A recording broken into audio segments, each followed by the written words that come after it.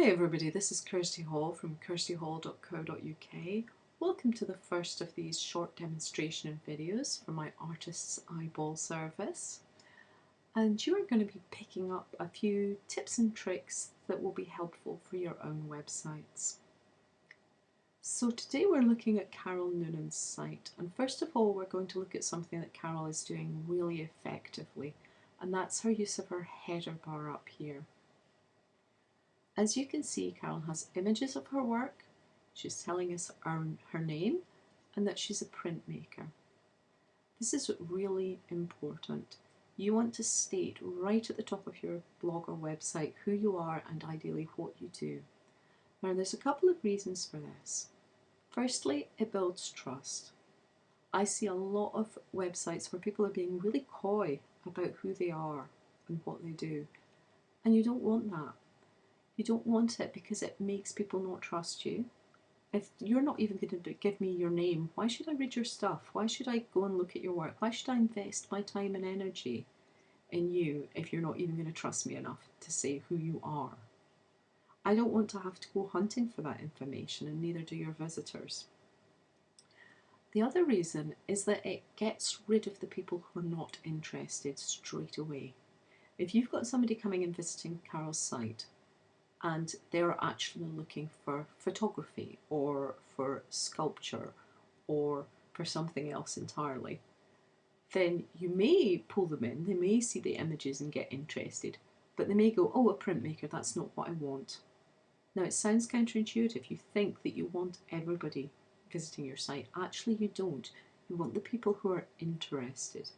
And if you tell them up front what you do, who you are, and they get a sense of who you are straight away, then if they're not interested they can leave straight away, and that is better for you and it's better for them. Right, next we're going to look at Carol's navigation buttons, and you can probably see straight away that there's a slight problem here. Fortunately it's a problem that's very easy to fix. Two of these buttons are in lowercase, this one here is in uppercase.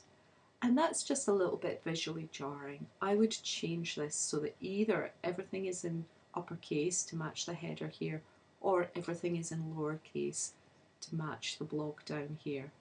I think probably personally I would choose the uppercase, but it's entirely up to Carol.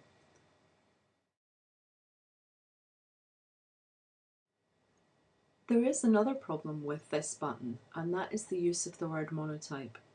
Now monotype is jargon, and you don't want to use jargon on your navigation buttons because people simply don't understand what it means. And although you would think that if you've got a mysterious button like monotype, people will click on it just to find out what it is, they often don't, because people actually don't like being made to feel stupid.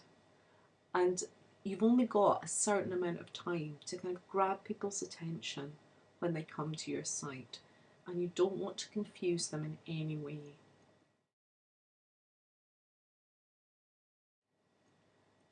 Right, if we click on this button, we'll see that there's another problem here. And that problem is that the button does not match my expectations.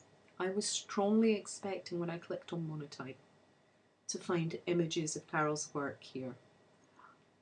And you really want to match people's expectations. Everybody coming to Carol's site will know that my story is Carol's story, and sure enough it is.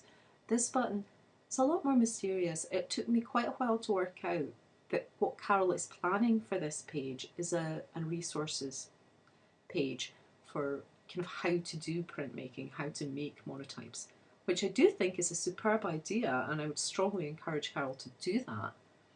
But you need to rename this button, so it needs to be something like printmaking resources or how to make prints.